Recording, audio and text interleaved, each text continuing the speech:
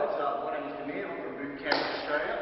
I'm going to demonstrate for you a thruster.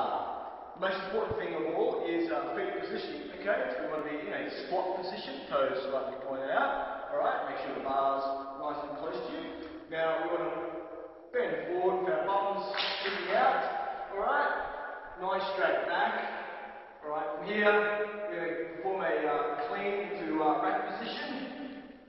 Yep, elbows up, okay? Now this is a two-movement exercise from squat into shoulder press. So we go down, below parallel, okay? With our squat, we push through the heels, power through the hips, and extend our arms at the top of the movement, okay? Active shoulders. This is our strongest position, guys. From here, we pull the bar back down into rack position, back into squat, and press up again. Now, guys, I'm going to show you how to do this with the required proper equipment.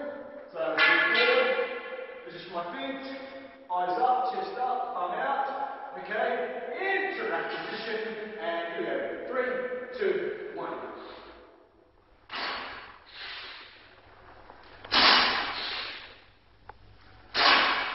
There you go, guys. That is your thruster.